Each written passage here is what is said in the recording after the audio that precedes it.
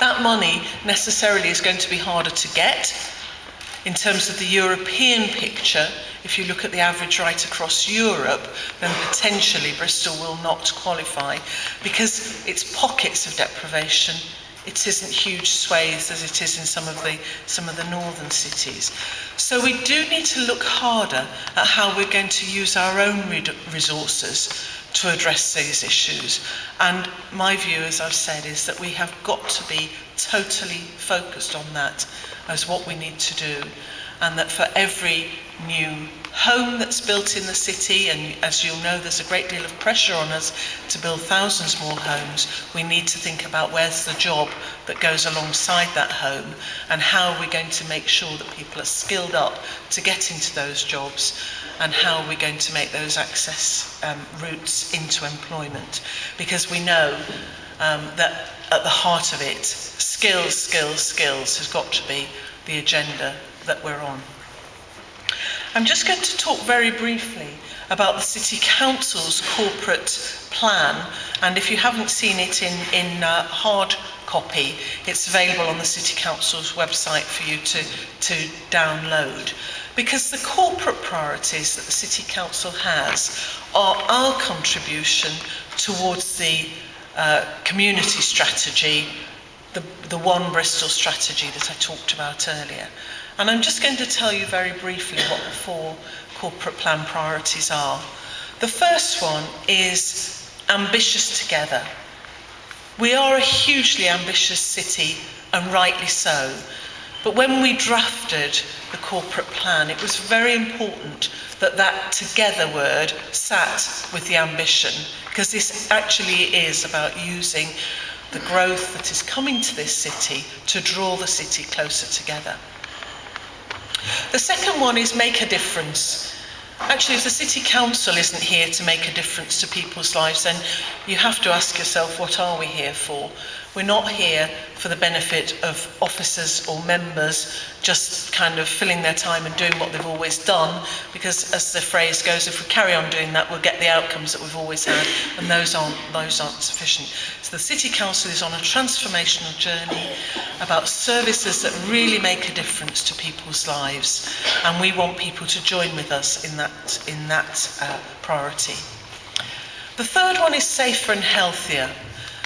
However many surveys you do of residents in the city, those always come out as top of their agenda. People want to feel safe in the city. They want to share the same health outcomes, if you like, right across the city. And it is a travesty that there is, it's now 9, we used to say a 10-year life expectancy difference. It has gone down, so it's going the right way, but not fast enough. A 9-year life expectancy difference between certain parts of the city and other parts. And in some parts of the city, that's as close as Southmead Ward to neighbouring Westbury.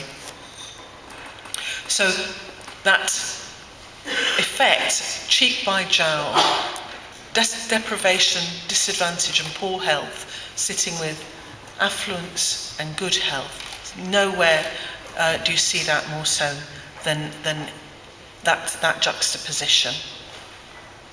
And the last one is better neighbourhoods, and I'm not going to steal my colleague Terry Cook, who has the portfolio responsibility for neighbourhoods funder, by talking about that one. But actually, again, we know from survey after survey that people's impressions about how public agencies are recognising their issues largely come from a very local view. You know, if they leave the house in the morning to take the kids to school, and some fly tipping that they saw a couple of weeks ago and reported a couple of weeks ago is still there. What it makes them think, and they're not wrong, are they, is that the City Council doesn't care about them or about their neighbourhood. So neighbourhoods are a very important part of what we're doing. The City Council's corporate plan, as I say, is about how we are going to contribute to that one city aim that we have. This debate, and I'm so pleased that so many people have come along here to participate in the debate and the workshops, and there's going to be a real product out of that this morning, is around us all committing to that agenda together. Having, I hope, not depressed you, but just expressed the size of the challenge, I'm going to ask Sarah to show a film now. This film was done in-house on the day that Cabot Circus opened. And whilst I'm not foolish enough to think that Cabot Circus in and of itself completely changes the face of the city, there is nevertheless a buzz around the city since Cabot Circus was opened that has helped establish the city being regarded in a rather different league perhaps than it had been before.